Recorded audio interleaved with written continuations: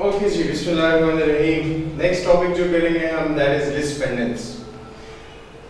List pendens section 52 of transfer of property act के अंदर इसको एक्सप्लेन किया गया है। लिस्ट पेंडेंस शुरू करने से पहले हम पहले इसका लिटरल मीनिंग लिस्ट पेंडेंस का समझने की कोशिश करते हैं। लिस्ट कहते हैं कॉज ऑफ एक्शन को और पेंडेंस कहते हैं पेंडिंग को। तो लिस्ट पेंडेंस एक्चुअली या लिटरली इसका जो लफ्जी मतलब या तर्जुमा है that is pending cause of action. कि कॉज ऑफ एक्शन, पहले कॉज ऑफ एक्शन को समझ लेते हैं क्या है। कॉज ऑफ एक्शन को उर्दू में कहते हैं बनाए दावा। सारी जिंदगी आपका इस टर्म से वास्ता रहेगा। जब भी आप कोई केस फाइल करेंगे तो उसके अंदर आपको ये लिखना पड़ेगा कि कॉज ऑफ एक्शन इसके हवाले से कब अक्रू हुआ। बनाए दावा कहते हैं कि आपकी वो वजह जिसकी वजह से आपने अदालत में रजू किया है, that is cause of action. और पेंडिंग जैसा आप लोगों को पता है कि जो ज़ेरे इल्तवा है, यानी जो चीज अभी अदालत के अंदर चल रही है, जो चीज अभी तक डिसाइड नहीं हुई।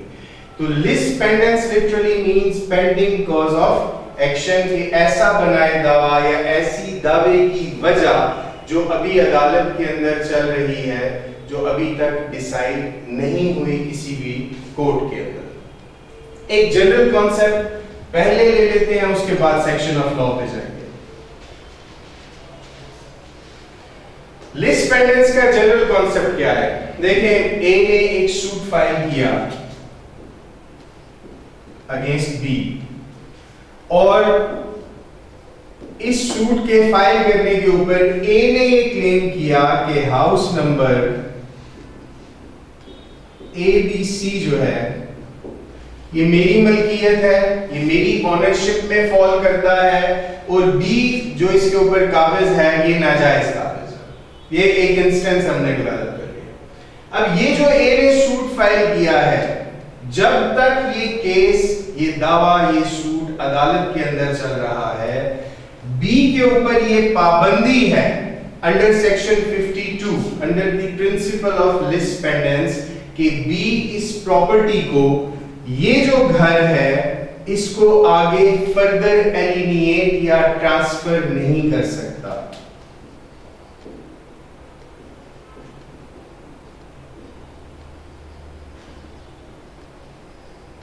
Not to be transferred. जब तक ये केस इस घर से रिलेटेड अदालत में चलता रहेगा, तब तक बी के ऊपर पाबंदी है कि बी इस घर को या ये जो प्रॉपर्टी जिससे रिलेटेड केस चल रहा है, बी इस प्रॉपर्टी को आगे ट्रांसफर किसी भी शख्स को नहीं कर सकता। This is the principal of lis pendens. यानी आसान अल्फाज में एक दफा फिर अगर इस बात को समझें तो लिस्ट पेंडेंस क्या है? लिस्ट पेंडेंस एक ऐसी रिस्ट्रिक्शन या एक ऐसी पाबंदी है कि जिसके तहत जब तक कोई केस किसी इमूवेबल प्रॉपर्टी के हवाले से अदालत में ज़ेरे इल्तवा है, अदालत में सुना जा रहा है, तो जब तक वो केस अदालत में चलता रहेगा, वो इमूवेबल प्रॉपर्टी आगे किसी को ट्रांसफर नहीं की जा सकती।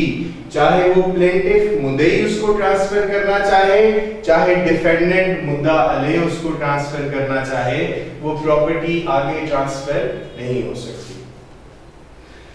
अब जो क्वेश्चन इसके ऊपर आता है, that question is what is list pendens explain in the light of section 52।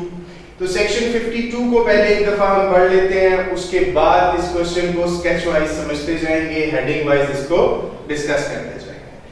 Section 52 जी of transfer of property act 1882। Transfer of property pending suit relating thereto during the pendency in any court having authority in Pakistan or established beyond the limits of Pakistan by the federal government of any suit or proceeding which is not collusive and in which any right to immovable property is directly and specifically in question, the property cannot be transferred or otherwise dealt with by any party to the suit or proceeding so as to effect the rights of any other party thereto under any decree or order which may be made therein, except under the authority of the code and on such terms as it may impose.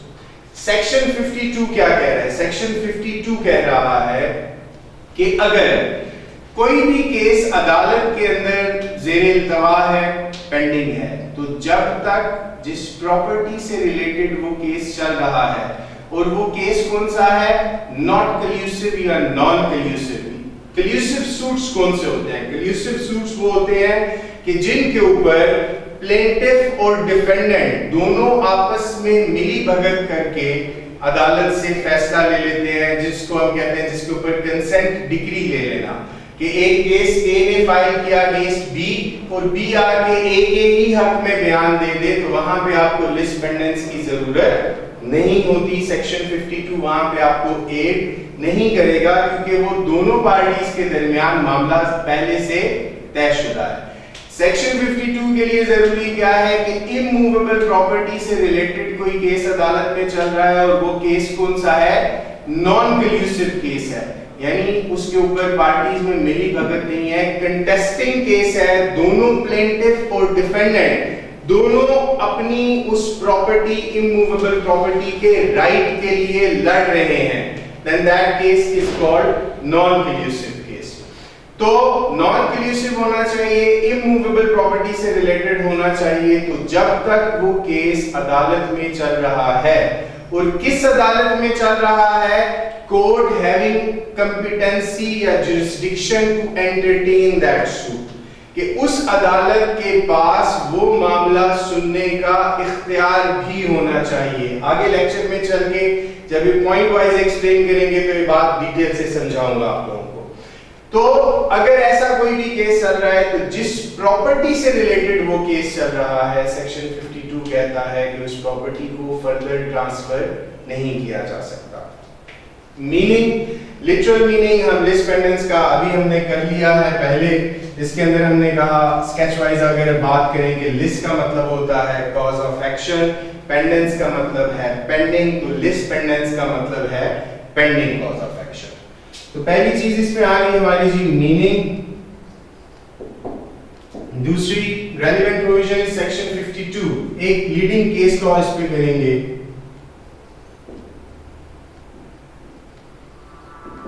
Leading case law, इसके ऊपर leading case law से मुराद क्या है कि कोई भी ऐसा केस लॉ जहां से ये प्रिंसिपल अप्रूव हुआ, जहां से प्रिंसिपल बना, कोर्ट ने कुछ ऐसा इंटरप्रेट किया, तो लीडिंग केस लॉ इसके ऊपर है जी बेलामाय वर्सेस सबाइन। ये वो केस लॉ था जो इस प्रिंसिपल ऑफ लिस्ट पेंडेंस की बेस बना, और इसी केस लॉ की वजह से ये प्रिंसिपल हमारे पास आज ट्रांसफर प्रॉपर्टी एक्ट में मौजूद है। नेक्स्ट हम जाएंगे जी डेफिनेशन ऑफ लिस्ट पेंडेंस के ऊपर।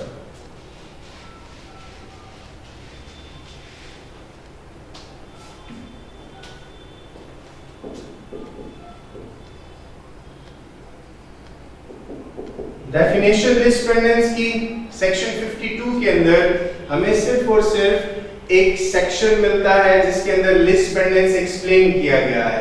डेफिनेशन हमारे पास इसकी जनरल मौजूद है, सेक्शन या ट्रांसफर ऑफ प्रॉपर्टी एक्ट में अलग से लिस्ट पेंडेंस को कहीं कैटेगोरिकली या स्पेसिफिकली एक्सप्लेन या डिफाइन नहीं किया गया, सिर्फ एक्सप्लेन किया गया है 52 में। डेफिनेशन अगर हम देखें तो जनरल डेफिनेशन लिस्ट पेंडेंस की क्या बनती है? जनरल डेफिनेशन बनती है control of court on property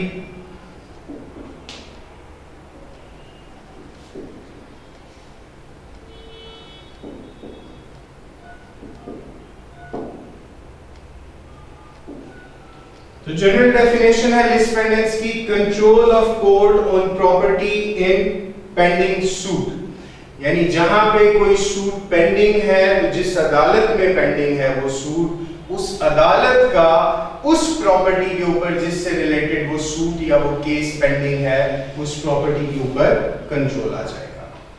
this is general definition of lis pendens. Next जो हेडिंग इसके अंदर आप लोग एक्सप्लेन करेंगे या जो समझनी जरूरी है, दैट इज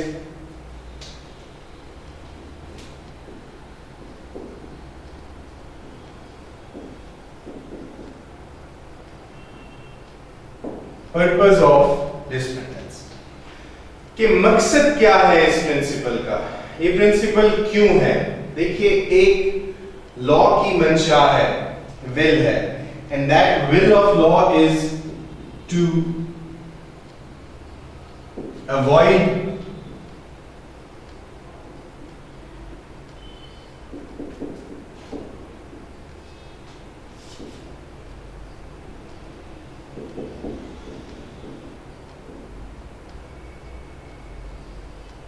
मंशा क्या है जी, to avoid multiplicity of judicial proceedings, कि जुडिशियल प्रोसीडिंग्स जो भी जुडिशियल प्रोसीडिंग अदालत के सामने आज मौजूद है उसको वहीं देन एंड देयर किल करना, ना कि ऐसी सिचुएशन डेवलप कर देना कि वो एक केस से ज्यादा केसेस बनने शुरू हो जाएं। एग्जांपल दोबारा लिखते हैं कि मैंने पहले आपको एग्जांपल दी, ए ने एक सूट फाइल किया बी के against regarding some specific house, वो हाउस का नंबर ये था और ये सूट उसने फाइल किया हुआ है which is pending in court. अब अगर प्रिंसिपल ऑफ लिस्ट पेंडेंस यानी सेक्शन 52 अवेलेबल ना हो तो बी उस घर को आगे सी को भेज देगा, ये केस चल रहा होगा, बी के ऊपर कोई पाबंदी नहीं है, बी सी को भेज देगा। ए जो है बी के साथ साथ सी के अगेंस्ट सूट फाइल करेगा तो सी डी को भेज देगा, यानी ये एक ऐसा सिलसिला शुरू हो जाएगा जो सिलसिला शायद कभी खत्म ही ना हो। अब इस सिलसिले को रोकने के लिए just to avoid multiplicity of judicial proceedings, कि ये जो जुडिशियल प्रोसीडिंग्स हैं ये एक ही केस के अंदर सारा मामला हल हो जाए, ना कि इसके ऊपर मुख्तलिफ केसेस या ज्यादा केसेस फाइल हो जाए, इसको अवॉइड करने के लिए सेक्शन 52 हमारे पास अवेलेबल है। यानी सेक्शन 52 की मंशा, मकसद या पर्पस ये है कि जो अदालत के सामने केस आया वो केस मजीद उसके अंदर पार्टीज ऐड ना होती जाएं या मजीद नए केसेस ना बनते जाएं, बल्कि उधर ही उस केस का उन्हीं पार्टीज के दरमियान खत्म होना जरूरी है या खत्म हो जाना चाहिए। नेक्स्ट जो हमारे पास इसमें जो पॉइंट हमने एक्सप्लेन करना है,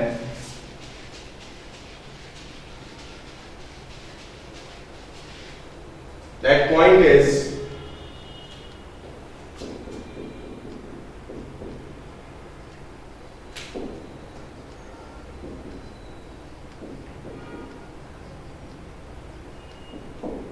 extension of res judicata।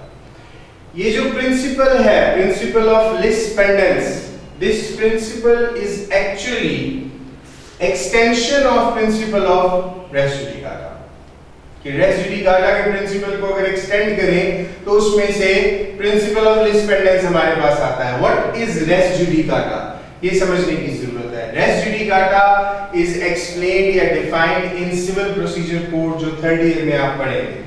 Race judicata से मुराद क्या है? रेस जुडिकाटा से मुराद ये है कि अगर एक अदालत के अंदर दो लोगों या दो फरीकैन के दरमियान किसी प्रॉपर्टी से रिलेटेड केस चल रहा है, तो जब वो केस डिसाइड हो गया तो उस केस के डिसाइड होने के बाद वो दोनों फरीकैन उसी प्रॉपर्टी या सब्जेक्ट मैटर से रिलेटेड दोबारा केस फाइल नहीं कर सकते। एक सवाल जो यहाँ पे जहन में आता है वो ये है कि अपील तो फाइल की जाती है, तो अपील के लिए जो प्रिंसिपल याद रखना है, अपील के लिए प्रिंसिपल है appeal is continuation of suit. Appeal कोई नया दावा या केस नहीं होता, बल्कि अपील वही पुराने केस की कंटिन्यूएशन होती है। तो रेस जुडिकाटा से मुराद क्या है कि अगर दो लोगों के दरमियान एक केस है,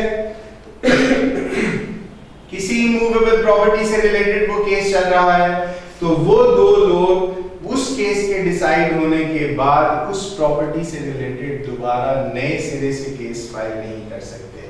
रेस जुडिकाटा का पर्पस भी वही पर्पस है जो कि लिस पेंडेंस का पर्पस है। यहाँ पे भी मल्टीप्लिसिटी ऑफ जुडिशियल प्रोसीडिंग्स को अवॉइड किया जा रहा है। अगर रेस जुडिकाटा का प्रिंसिपल नहीं होगा तो फिर इस सूरत के अंदर वो एक पार्टी केस आ रही, वो नए सिरे से केस फाइल कर देगी, फिर दूसरी आ रही, वो नए सिरे से केस फाइल कर देगी, तो वो केसेस ही चलते रहेंगे, रिलीफ कभी नहीं मिलेगा। अब why lis pendens is extension of res judicata, क्यों है लिस पेंडेंस रेस जुडिकाटा को अगर एक्सटेंड करें, बढ़ा के देखें तो देखिए रेस जुडिकाटा कब अप्लाई होगा, व्हेन केस इज डिसाइडेड, जब कोई केस डिसाइड हो जाएगा उसके बाद रेस जुडिकाटा का प्रिंसिपल अप्लाई होगा। जबकि लिस पेंडेंस का प्रिंसिपल कब अप्लाई होगा, लिस पेंडेंस का प्रिंसिपल अप्लाई होगा during pendency of suit. Res judicata property पे कब लगा, जब केस डिसाइड हो गया। लिस पेंडेंस सेक्शन 52 प्रॉपर्टी के ऊपर कब लागू हो रहा है, जब अभी आज वो केस अदालत में चल रहा है तो उस प्रॉपर्टी की एलिनिएशन को रोका जा रहा है। नेक्स्ट हम essentials देखेंगे which are provided in section 52.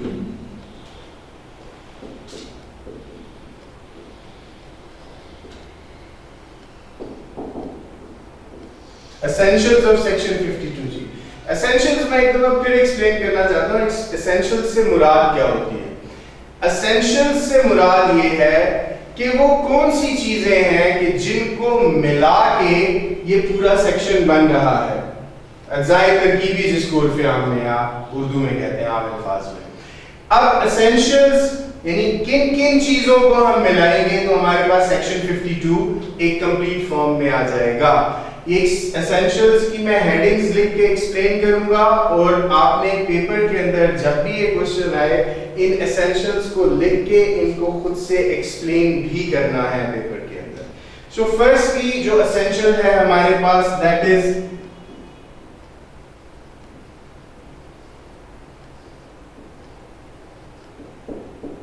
Pendency of suit, ये पहला एसेंशियल है जी। पेंडेंसी ऑफ सूट से क्या मुराद है, पेंडेंसी ऑफ सूट से मुराद ये है कि उस केस का, उस सूट का अदालत के अंदर पेंडिंग होना, चल रहा होना जरूरी है। अब सवाल ये है कि when a suit is said to be pending in court, हम कब ये बात कहेंगे कि कोई केस अदालत के अंदर ज़ेर-ए-इल्तवा है या चल रहा है, या कब से कोई सूट अदालत के अंदर ज़ेर-ए-इल्तवा होता है। So the answer is, इसका जवाब है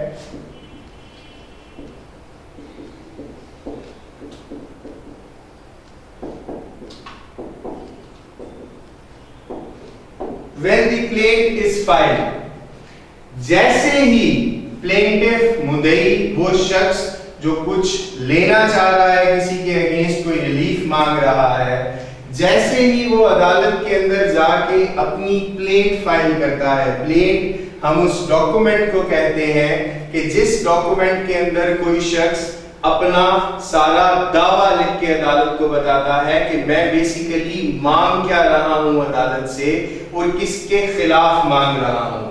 वो एक प्रॉपर पैटर्न, थर्ड ईयर में प्लीडिंग कन्वेंसिंग एक पूरा सब्जेक्ट है जिसमें आप ड्राफ्टिंग सीखेंगे प्लेंट के हवाले से। तो जब कोई शख्स अदालत के अंदर प्लेंट फाइल करता है तो जैसे ही उसने प्लेंट फाइल की, the suit is said to be pending in court. उस वक्त से ये समझ लिया जाएगा कि ये केस, ये मामला अब अदालत के अंदर ज़ेर-ए-इल्तवा है, चल रहा है, और प्लेंट फाइल होने के बाद उस प्रॉपर्टी को अब आगे फर्दर ट्रांसफर या एलिनिएट नहीं किया जा सकता। दूसरा एसेंशियल इसका, जिसको भी हमने थोड़ी देर पहले एक्सप्लेन भी किया है,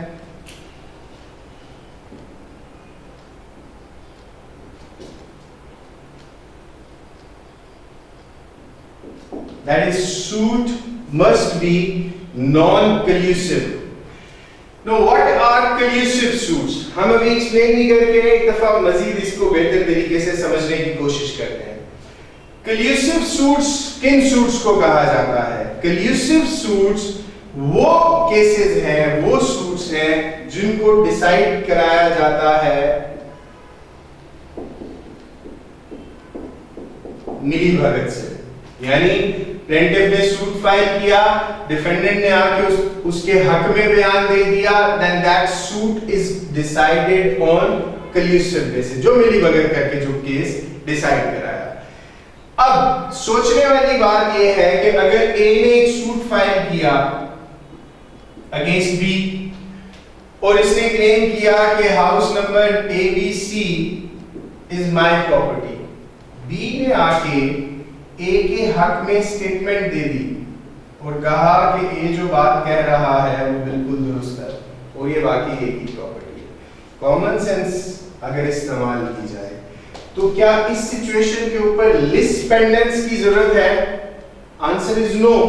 क्यों नहीं है? क्योंकि ए और बी के दरमियान मामला कंटेस्टिंग नहीं है। ए और बी उस घर के लिए इनके दरमियान कोई इख्तलाफ नहीं है, तो इसके ऊपर लिस्ट पेंडेंस अप्लाई नहीं होगा। लेकिन अगर नॉन कल्यूसिव सूट है, इसी सिचुएशन के अंदर ए ने क्लेम किया अगेंस्ट बी के घर मेरा है और बी ने आके कोई कंसेंटिंग स्टेटमेंट नहीं दी, बी ने आके उस मामले को कंटेस्ट किया और बी ने कहा कि नहीं ये घर ए का नहीं, ये घर तो मेरा है, ये घर मेरी मलकियत है, तो अब इस सिचुएशन के अंदर दैट सूट इज नॉन कल्यूसिव। तो जहां पे सूट नॉन कल्यूसिव होगा, कंटेस्टिंग होगा, वहां पे ये खतरा है कि अब इस सिचुएशन के अंदर बी आए जिसके भी पोजेशन में वो घर है, ये हो सकता है कि वो उस घर को आगे फर्दर ट्रांसफर कर दें, एलिनिएट कर दें। तो इसलिए फिर यहाँ पे lis pendens will come to aid और वो दोनों पार्टीज पाबंद हो जाएंगी कि ड्यूरिंग पेंडेंसी ऑफ सूट, जो कि प्लेट फाइल करने के फौरन बाद पेंडिंग हो जाएगा सूट, अब वो उस प्रॉपर्टी को फर्दर एलिनिएट या ट्रांसफर नहीं कर सकते जब तक कि वो केस अदालत में चल रहा है। थर्ड एसेंशियल हमारा जी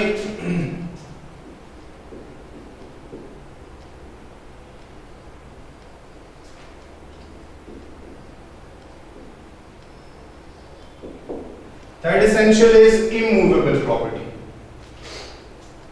Now what is meant by immovable property? Immovable property हम कहते हैं ऐसी किसी भी प्रॉपर्टी को, ये जनरल क्लॉजेस एक्ट के अंदर इमूवेबल प्रॉपर्टी को डिफाइन किया गया है। ट्रांसफर ऑफ प्रॉपर्टी एक्ट में इसकी डेफिनेशन मौजूद नहीं है।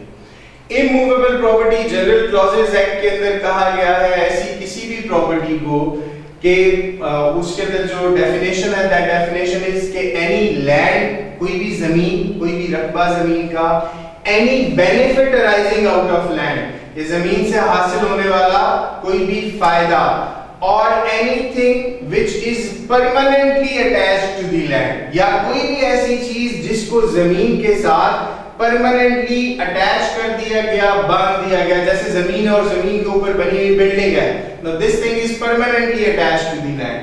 And lastly, or anything which is permanently fastened to anything which is permanently attached to that. या कोई भी ऐसी चीज किसी ऐसी चीज के साथ अगर जोड़ दी गई जो चीज जमीन के साथ परमानेंटली अटैच है, तो ये सारी चीजें, लास्ट बार की एग्जांपल इज आप ये बूस्टर देखते हैं लगे हुए, अब ये एक परमानेंट स्ट्रक्चर के साथ जुड़ी हुई एक चीज है, तो वो भी इमूवेबल प्रॉपर्टी में फॉल करेगी जब तक कि वो अटैच रहेगी उस स्ट्रक्चर के साथ। तो सेक्शन 52 सिर्फ और सिर्फ किस पे अप्लाई होगा? लिस्ट पेंडेंस का प्रिंसिपल सिर्फ कब अप्लाई होगा? जब प्रॉपर्टी कौन सी है? इमूवेबल प्रॉपर्टी है। अगर मूवेबल प्रॉपर्टी होगी तो section 52 will not come to it. Section 52 सिर्फ और सिर्फ इमूवेबल प्रॉपर्टी से रिलेटेड मामले के ऊपर अप्लाई होगा and it will come to 8। Last essential इसके अंदर is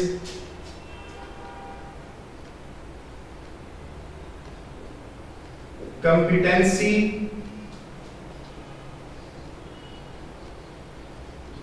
of code, competency of code कि अब वो जो केस है जो एक शख्स ने, जो हमने स्टार्ट में बात की पेंडेंसी ऑफ सूट के प्लेंट फाइल की जाएगी तब से पेंडिंग हो जाएगा।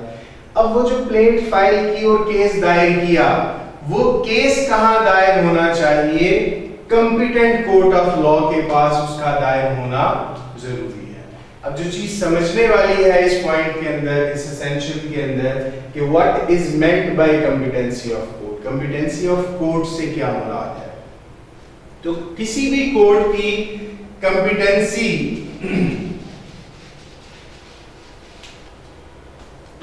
मैं दोबारा बात ऊपर लिख रहा हूं ये एसेंशियल, ताकि उसके हेडर के नीचे बात करें।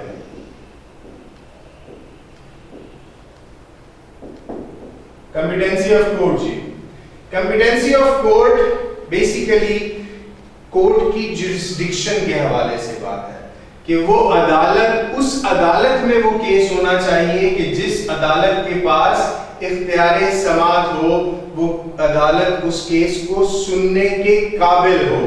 इख्तियारे समाअत बेसिक दो चीजों से बनता है।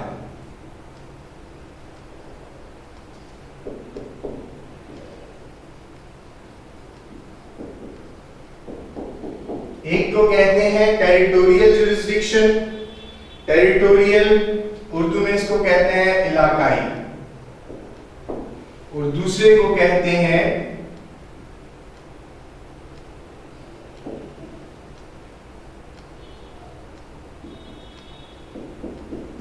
Pecuniary jurisdiction.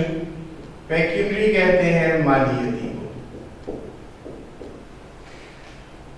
कोर्ट की जुरिस्डिक्शन दो हवाले से है, किसके? Number 1 territorial, number 2 pecuniary. यानी वो केस अब पहले ये देखा जाएगा कि क्या उसी इलाके में दायर किया गया जिस इलाके से रिलेटेड था। एग्जांपल रख लेते हैं, ए क्लेम करता है अगेंस्ट बी कि ये जो प्रॉपर्टी है, दिस हाउस या this property belongs to me, और ये उनका मामला चल रहा है रावलपिंडी की हदूद के अंदर। प्रॉपर्टी फॉल करती है रावलपिंडी की हदूद के अंदर, लेकिन ए जाके पेशावर की अदालत के अंदर केस फाइल कर देता है अगेंस्ट बी।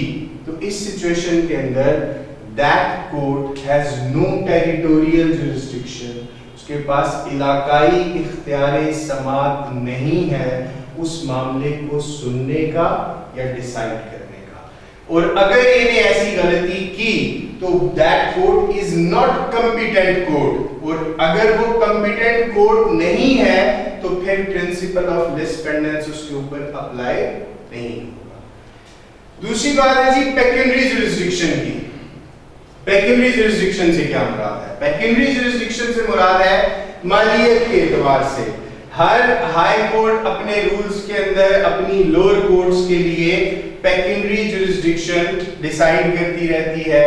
किसी इलाके, किसी प्रोविंस के अंदर सिविल जज क्लास 1 जो है उसकी पेक्यूनरी जुरिस्डिक्शन अनलिमिटेड है, क्लास 2 जो है उसकी 2 लाख तक है, क्लास 3 जो है that is up to 2 lakh या 50,000। यानी ये इलाके के लिहाज से, प्रोविंस के लिहाज से, हाई कोर्ट्स के लिहाज से डिसाइड होती है।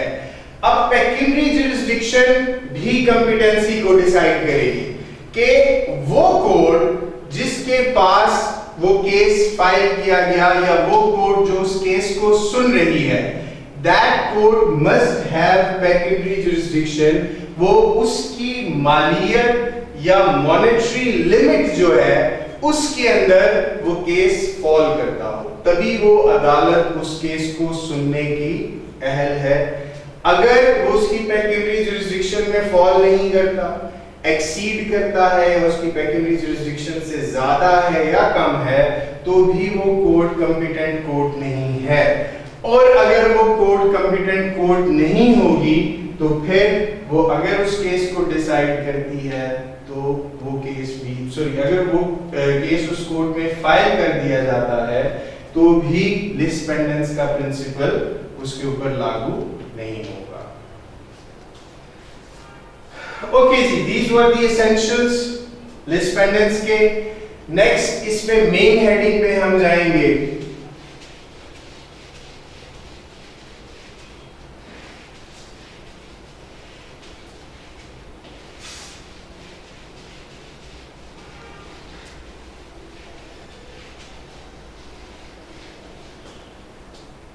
And that main heading is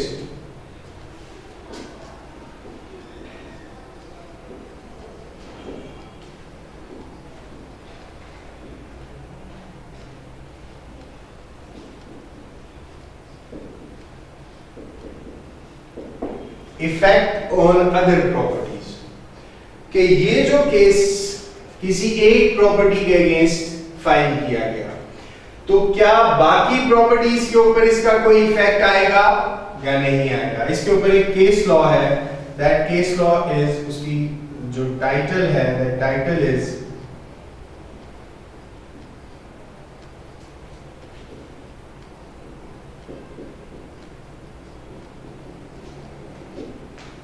कुल्ला लोन वर्सेस त्रिपाडा। बेसिकली इस पॉइंट के अंदर ये केस लॉ आपने मेंशन करना है और इसको एक्सप्लेन कैसे करना है कि अगर एक शख्स ने किसी दूसरे शख्स के किसी स्पेसिफिक प्रॉपर्टी के अगेंस्ट कोई केस फाइल किया, तो जिस प्रॉपर्टी के अगेंस्ट केस फाइल किया गया है सिर्फ वही प्रॉपर्टी के अंडर लिस्ट पेंडेंस अप्लाई होगा और लिस्ट पेंडेंस के अंडर सिर्फ वही प्रॉपर्टी उसकी पाबंद होगी। उसके अलावा अगर उस शख्स की कोई और दूसरी तीसरी चौथी प्रॉपर्टी है तो वो उसके अंडर पाबंद नहीं होगी। जैसे फॉर एग्जांपल ए ने केस फाइल किया बी के अगेंस्ट रिगार्डिंग सम हाउस।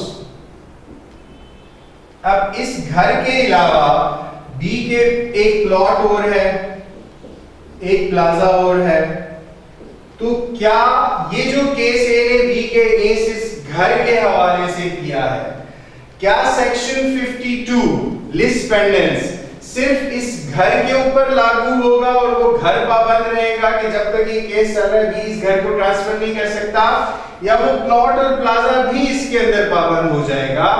तो इसका जवाब ये है कि ये जो उसकी बाकी प्रॉपर्टीज हैं जिनके अगेंस्ट केस फाइल नहीं किया गया, ये प्रॉपर्टीज कभी भी पाबंद नहीं होंगी उस केस के अंदर। उस केस के अंदर सिर्फ वही प्रॉपर्टी पाबंद होगी जिस प्रॉपर्टी को उस केस में मेंशन किया गया है या जिस प्रॉपर्टी से रिलेटेड वो केस है। उसके अलावा कोई और प्रॉपर्टी उसके अंडर फॉल नहीं करेगी, उसके अंडर पाबंद नहीं होगी। This was the topic of lis pendens. इसको हमने स्टार्ट किया। स्टार्ट में जैसा आप लोग जानते हैं कि इंट्रोडक्शन लिखेंगे, उसके बाद इसका मीनिंग हमने डिस्कस किया, उसके बाद हमने केस लॉ लिखा, Bellamy versus Sabine, definition, essentials, purpose, extension of res judicata. ये सारी हेडिंग्स आप इसके अंदर एक्सप्लेन करके और लास्टली इसका एपिटोम लिख देंगे या कंक्लूजन लिख देंगे। ये हमारा एक टॉपिक था लिस्ट पेंडेंस का। नेक्स्ट टॉपिक पे चलेंगे जी, नेक्स्ट क्वेश्चन पे चलेंगे।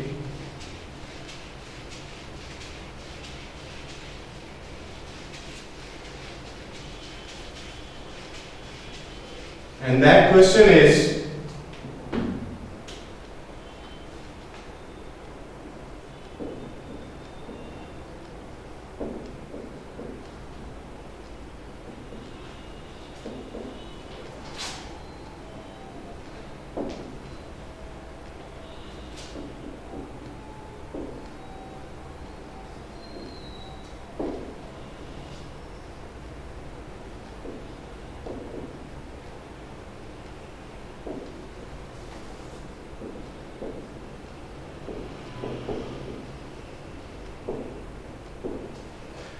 नेक्स्ट टॉपिक है जी हमारा, who is ostensible owner, is transfer by ostensible owner valid और नॉट, या किसी भी लिहाज से अगर ऑस्टेंसिबल ऑनर का आपका क्वेश्चन आता है तो हम इस पे डिस्कस करेंगे। रेलेवेंट सेक्शन जो ऑस्टेंसिबल ऑनर से डील करता है that is section 41 of transfer of property act. Section 41 इससे डील करता है ऑस्टेंसिबल ऑनर से। ऑस्टेंसिबल ऑनर को समझने के लिए सबसे पहले एक टर्म को समझना जरूरी है, एंड होपफुली वो टर्म आपने पहले पढ़ी है कॉन्ट्रैक्ट एक्ट के अंदर। That term is prima facie. Prima facie कहते हैं बज़ाहिर को या बादियुन नजर को, यानी जो चीज देखने में नजर आ रही है, that thing is basically prima facie। अब ये टर्म समझने के बाद हम चलते हैं ostensible honor की तरफ।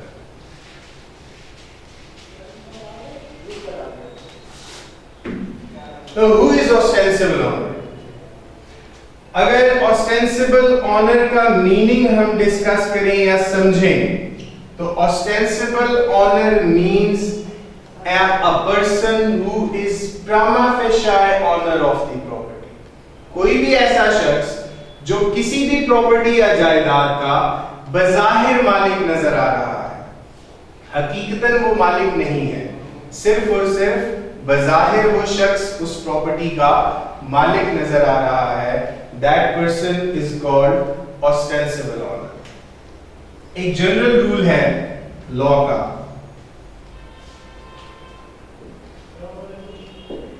एक लैटिन मैक्सिम है, जनरल रूल में मैं वो लिखूंगा,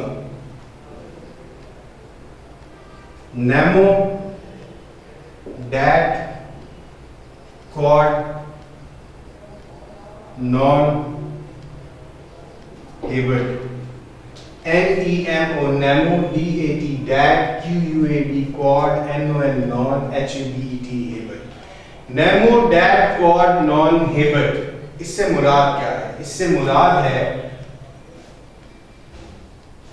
no one can transfer a better title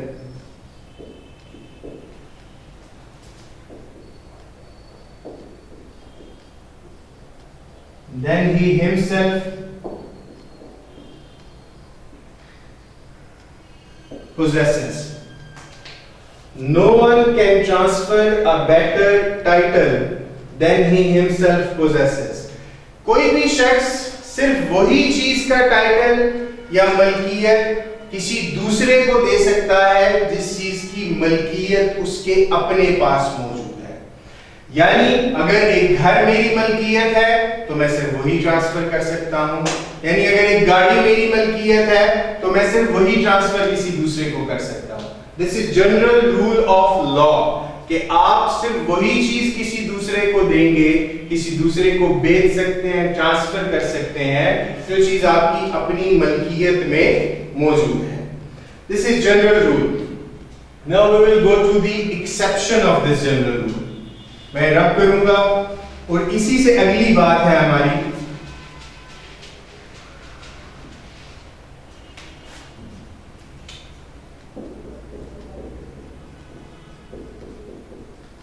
exception. यानी ये जो जनरल रूल है, इस जनरल रूल के अलावा भी एक बात मौजूद है, and that thing is section 41 ostensible owner. मुराद क्या है? मुराद ये है कि जनरल रूल कहता है आप सिर्फ वही चीज बेच सकते हैं, ट्रांसफर कर सकते हैं जो आपकी अपनी है। एक्सेप्शन क्या है? Ostensible honour. ऑस्टेंसिबल ऑनर सिर्फ बज़ाहिर मालिक है, हकीकतन मालिक नहीं है, और अगर वो नेक नियति के साथ किसी को कोई चीज बेचता है और खरीदने वाला नेक नियति के साथ वो चीज खरीदता है तो फिर वो ट्रांसफर, वो सेल वैलिड सेल है। एक एग्जांपल लिखते हैं ताकि बात समझ आ जाए। ए ने बी को अपनी किसी प्रॉपर्टी के हवाले से general power of attorney the. General power of attorney क्या है कि उसके पास राइट ऑफ सेल वगैरह सब मौजूद है, इख्तियार। बी ने वो प्रॉपर्टी उठा के सी को बेच दी। ए लेटर ऑन क्लेम करता है कि this is not a valid sale, क्योंकि मालिक तो मैं हूं, मैंने प्रॉपर्टी नहीं बेची, ये प्रॉपर्टी तो बी ने बेची है, सी ने नियति से वो प्रॉपर्टी खरीदी, कंसिडरेशन अमाउंट बी को उसने पे कर दी। तो क्या ए का ये जो क्लेम है against C, is this a valid claim? Answer is no, ये उसका वैलिड क्लेम नहीं है। क्यों? क्योंकि B was acting as a ostensible owner, B ostensible owner के तौर पे काम कर रहा था और बज़ाहिर उसके पास ये इख्तियार मौजूद था कि वो उस प्रॉपर्टी को सेल कर सकता है, ट्रांसफर कर सकता है, और वही इख्तियार इस्तेमाल करते हुए उसने वो प्रॉपर्टी ट्रांसफर की सी के नाम पे। एक टर्म आपने अक्सर सुनी होगी, that term is ostensible owner के साथ ही इसकी एग्जांपल के तौर पे आप इसको ले सकते हैं ऑस्टेंसिबल ऑनर की, दैट टर्म इज बेनामीदार। ये पिछले कुछ केसेस वगैरह के अंदर भी स्टेट लेवल पे जो हो रहे थे टर्म बहुत यूज हो रही थी। अब बेनामीदार कौन शख्स होता है? बेनामीदार वो शख्स है कि जिसने किसी प्रॉपर्टी को खरीदने के लिए पैसा उस शख्स का इस्तेमाल हुआ, लेकिन वो प्रॉपर्टी किसी दूसरे शख्स के नाम पे है। हम उन केसेस से हट के अगर इसकी एक एग्जांपल रखें तो A for example he resides abroad, ये बाहर किसी मुल्क में रहता है और वहां से ए पैसे भेजता रहा बी को जो इसका सगा भाई है कि तुम प्रॉपर्टी परचेज करते हो। बी पाकिस्तान में रहते हुए प्रॉपर्टी परचेज करके अपने नाम पे लगवाता रहा। अब बी अगर उसमें से कोई प्रॉपर्टी सी को सेल कर देता है तो क्या बी प्राइमा फेशी ऑनर है या नहीं है? Answer is yes, B is prima facie owner. बज़ाहिर बातिन नजर में बी उस प्रॉपर्टी का मालिक है, जबकि हकीकत में उस प्रॉपर्टी का रियल ऑनर कौन है? जिस शख्स की कंसिडरेशन अमाउंट लगी है, दैट पर्सन इज ए, जो कि बाहर से भेजता रहा है। तो इस सिचुएशन में अगर बी ने कोई प्रॉपर्टी सेल की सी को और सी ने बोनाफाइडली वो प्रॉपर्टी उससे खरीदी, तो ये जो सेल है, इस सेल विल बी वैलिड और ए इस सेल को या इस ट्रांसफर को कैंसिल नहीं करवा सकता। सेक्शन 41 में चलेंगे जी। सेक्शन 41 को सबसे पहले पढ़ेंगे, उसके बाद इसके एसेंशियल्स एक्सट्रैक्ट करेंगे। अभी तक जो हमने बात इसके अंदर की है, एक जनरल इंट्रोडक्शन, उसके बाद हमने इसका मीनिंग ऑस्टेंसिबल ऑनर का, उसके बाद जनरल रूल हमने डिस्कस किया कि no one can transfer a better title than he himself possesses. उसके बाद उसकी एक्सेप्शन की हमने बात की कि ऑस्टेंसिबल ऑनर अंडर सेक्शन, लिखिएगा प्लीज 41 जो है पेपर में मेंशन कीजिएगा, सेक्शन बी, ये इसकी एक्सेप्शन है इस जनरल रूल की। उसके बाद एक एग्जांपल मेंशन कर दीजिएगा, दैट एग्जांपल इज बेनामीदार। ओके जी, पहले सेक्शन को पढ़ लेते हैं, फिर इसके एसेंशियल्स एक्सट्रैक्ट करेंगे। सेक्शन है हमारे पास section 41, transfer by ostensible owner, where with the consent express or implied of the person interested in immovable property, a person is the ostensible owner of such property and transfers the same for consideration. The transfer shall not be voidable on the ground that the transferor was not authorized to make it, provided that the transferee, after taking reasonable care to ascertain that the transferor had power to make the transfer, has acted in good faith. Essentials लिखता जाऊंगा और साथ साथ explain करते जाएंगे, सारी बात ये सेक्शन की हमें समझ आ जाएगी।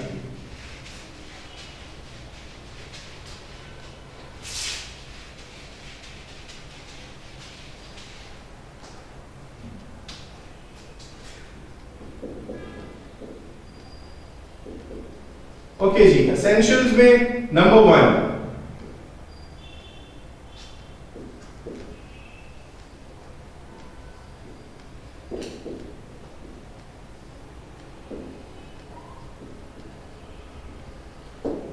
Authorised by real owner. अब कोई भी शख्स ऑस्टेंसिबल ऑनर बनेगा तो वो ऑस्टेंसिबल ऑनर बजाहिर मालिक बनना कैसे चाहिए कि उसको रियल ऑनर ने बजाहिर मालिक बनने की इजाजत दी हो। अगर तो रियल ऑनर, हमने पहले example general power of attorney की लिखी थी, तो जनरल पावर ऑफ अटॉर्नी के अंदर उसको रियल ऑनर ने खुद इजाजत दी मालिक बनने के लिए, बजाहिर मालिक नजर आने के लिए, या वो राइट एक्सरसाइज करने के लिए। दूसरी एग्जांपल हमने लिखी थी बेनामीदार की, तो बेनामीदार के अंदर भी अगर एक बंदा खुद बाहर मौजूद है और वो पैसे भेज रहा है तो उसके नाम पे प्रॉपर्टी तो नहीं ट्रांसफर हो सकती, तो प्रॉपर्टी ट्रांसफर कराने की एक इंप्लाइड कंसेंट उसने खुद से दी कि वो शख्स अपने नाम पे ट्रांसफर करा ले। तो ये अथॉरिटी या ये इजाजत हमेशा रियल ऑनर की तरफ से आएगी कि रियल ऑनर खुद इजाजत देगा किसी भी शख्स को ऑस्टेंसिबल ऑनर बनने के लिए। यानी अगर कोई शख्स फ्रॉड करके ऑस्टेंसिबल ऑनर बना है, तो अगर उसने फ्रॉड कमिट किया है, धोखा दिया है, जाली जनरल पावर ऑफ अटॉर्नी बनवा ली है, तो फिर वो शख्स ऑस्टेंसिबल या वैलिड ऑस्टेंसिबल ऑनर नहीं कहलाएगा, और अगर वो उस प्रॉपर्टी को बेचता है तो वो वैलिड ट्रांसफर नहीं होगी। लेकिन अगर रियल ऑनर ने खुद इजाजत दी है तो फिर कोई शख्स वैलिड ऑस्टेंसिबल ऑनर किसी प्रॉपर्टी का बन सकता है। नंबर 2 एसेंशियल लिखेंगे जी फॉर सम कंसिडरेशन। पहली बात कि रियल ऑनर ने खुद इजाजत दी। दूसरी बात कि जब उसने इजाजत दी तो उसके बाद जिस शख्स को इजाजत दी गई उस शख्स ने उस प्रॉपर्टी को किसी कंसिडरेशन के लिए ही बेचा।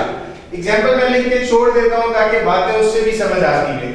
ए ने बी को, ये रियल ऑनर है, इसने इसको बी को ऑस्टेंसिबल ऑनर बनाया, बजाहिर मालिक बनाया, जनरल पावर ऑफ अटॉर्नी या व्हाटएवर द सिचुएशन है। बी ने उस प्रॉपर्टी को सी को आगे सेल कर दिया। अभी यहां तक कहते हैं हमारे 2 एसेंशियल्स पूरे हो रहे हैं। पहला essential authorised by real owner. Real owner ने खुद इजाजत दे दी जी उसको ऑस्टेंसिबल बनने के लिए। जब इजाजत दे दी तो फिर जो ऑस्टेंसिबल ऑनर है वो उस प्रॉपर्टी को सिर्फ और सिर्फ, दूसरा एसेंशियल क्या है, किसी कंसीडरेशन अमाउंट के लिए ही दे सकता है, यानी जनरली सिर्फ सेल कर सकता है। या अगर मैं यूं कहूं कि अगर बी ने इस सिचुएशन में सी को ये प्रॉपर्टी गिफ्ट की, then that is not a valid transfer। ये वैलिड ट्रांसफर कंसीडर नहीं की जाएगी। क्यों? क्योंकि उसके अंदर कंसीडरेशन अमाउंट इन्वॉल्व नहीं है, और कंसीडरेशन अमाउंट के बगैर अगर ट्रांसफर की जाएगी तो सेक्शन 41 मदद के लिए नहीं आएगा उस सिचुएशन के अंदर।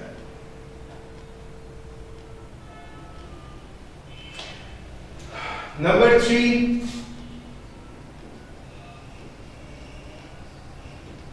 Bonafide purchaser. Who is bona fide purchaser? Bona fide purchaser उस शख्स को कहते हैं कि जो शख्स किसी प्रॉपर्टी को नेक नियति के साथ परचेज करना चाहता है। इसी सिचुएशन पे वापस आए। इस सिचुएशन के अंदर ये जो सी है, that C must be a bona fide purchaser. इसका बोनाफाइड परचेजर होना जरूरी है, यानी इसने इस घर को, for example that was a plot, ये प्लॉट इसने परचेज किया सिर्फ और सिर्फ इस नियत से कि इसको ये प्लॉट चाहिए था, ना कि इसका मकसद ये था कि ये बी के साथ मिलके इसको धोखा दे और कोई जाली उसके ऊपर डॉक्यूमेंटेशन शो कर दे कि इसको बेच दिया गया है। यानी जरूरी ये है कि जिस शख्स जो बायर होगा, जो परचेजर होगा, that purchaser must be a bona fide purchaser. उसका बोनाफाइड होना, नेक नियत होना जरूरी है। Fourth essential is reasonable care. Reasonable care किसके लिए? रीजनेबल केयर बोनाफाइड परचेजर के लिए। कि बोनाफाइड परचेजर रीजनेबल केयर इस्तेमाल करे उस प्रॉपर्टी को खरीदने से पहले। एक प्रिंसिपल आई होप आप लोगों ने पढ़ा होगा, that is doctrine of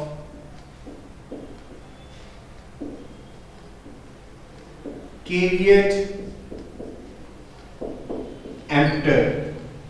doctrine of caveat emptor. What is meant by caveat emptor? Caveat emptor से मुराद क्या है? कैविएट एम्प्टर से मुराद है let the buyer be vigilant, कि जो शख्स किसी चीज को खरीद रहा है उसके लिए जरूरी है कि वो खुद एहतियात बरते, रीजनेबल केयर का इस्तेमाल करे। अब रीजनेबल केयर इस सिचुएशन में क्या हो सकती है, या इस पे जब कैविएट एम्प्टर लगेगा इस बोनाफाइड परचेजर सी के ऊपर, तो इसके लिए रीजनेबल केयर क्या होगी? इसके लिए रीजनेबल केयर ये है कि ये इस चीज को असेस करे कि जो सेलर है जिससे ये प्रॉपर्टी परचेज कर रहा है, क्या वो शख्स इस प्रॉपर्टी को बेचने के काबिल है, क्या उसके पास ऐसी कोई अथॉरिटी मौजूद है जिसके तहत वो प्रॉपर्टी बेच रहा है। अगर वो ये चीज असेस कर लेता है सी बोनाफाइड परचेजर, और उसके बाद उस प्रॉपर्टी को परचेज करता है, then that purchase is a valid purchase। उस सूरत के अंदर ये जो परचेज है ये वैलिड परचेज कहलाएगी। क्यों? क्योंकि बोनाफाइड परचेजर होने के साथ साथ जो सी है, जो परचेजर है, उसने रीजनेबल केयर का भी इस्तेमाल किया है। लास्टली इसके अंदर जो एसेंशियल है, एसेंशियल नंबर 5 इधर साथ करके लिख रहा हूं,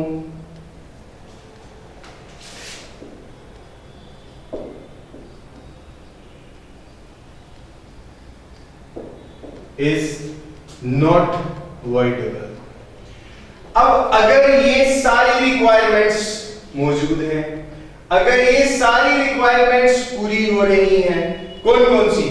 रियल ओनर ने अथॉरिटी दी किसी शख्स को, वो शख्स ऑस्टेंसिबल ओनर बना रियल ओनर की अथॉरिटी से, फिर उस शख्स ने किसी कंसिडरेशन या पैसे के लिए वो प्रॉपर्टी बेची, जिसको बेची वो शख्स बोनाफाइड परचेजर था, नेक नियति से उसने प्रॉपर्टी खरीदी, और उसने उस प्रॉपर्टी को खरीदते हुए रीजनेबल केयर कैविएट एम्प्टर के प्रिंसिपल को भी फॉलो किया। अपनी एहतियात वो प्रॉपर्टी परचेज करते हुए उसने पूरी बरती।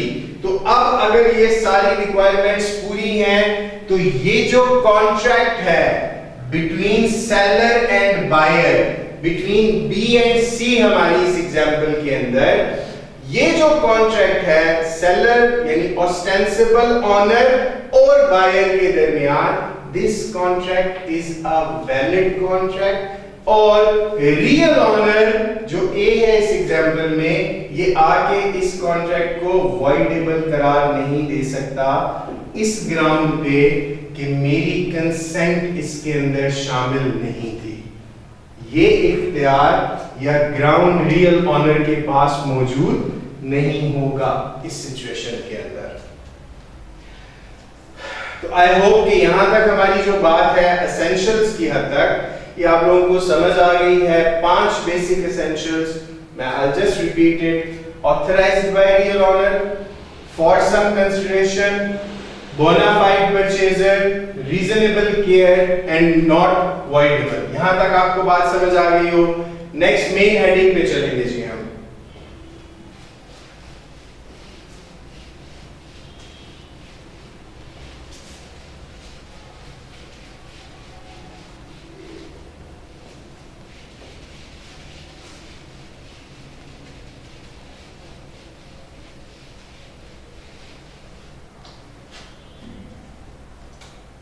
मेन हेडिंग है next, purpose of section 41। Section 41 का मकसद क्या है, या सेक्शन 41 को क्यों इनेक्ट किया गया, कानून के अंदर क्यों शामिल किया गया। Section 41 basically it protects the bona fide purchaser. Section 41 किसको प्रोटेक्शन दे रहा है? सेक्शन 41 प्रोटेक्शन दे रहा है बोनाफाइड परचेजर को, यानी जिस शख्स ने नियति के साथ उस प्रॉपर्टी को परचेज किया, सेक्शन 41 बेसिकली उस शख्स को प्रोटेक्शन देता है कि उससे अब प्रॉपर्टी रियल ऑनर आके वापस नहीं ले सकता या ना ले सके। ये बेसिक मकसद है, पर्पस है या प्रिंसिपल है सेक्शन 41 का। ओके, इसके बाद कंक्लूजन या एपिटोम आ जाएगा हमारा, और इस टॉपिक को हम यहाँ पे कंक्लूड कर देंगे। तो आज का यही टॉपिक्स थे हमारे, हम यहाँ पे इनको कंक्लूड करेंगे। एक चीज के आप हमारी वेबसाइट पे, जो सिटी लॉ कॉलेज की हमारी वेबसाइट है, उस पे जाके अपने ईयर के लिहाज से उसको खोल लें, आपके सब्जेक्ट पे जाएं, ईयर के जैसे पार्ट 2 का है, पार्ट 2 के ईयर पे जाके क्लिक करें, सब्जेक्ट पे जाके क्लिक करें, तो आपको ये लेक्चर्स वहां पे अवेलेबल होंगे। थैंक यू वेरी मच जी, अल्लाह हाफिज़।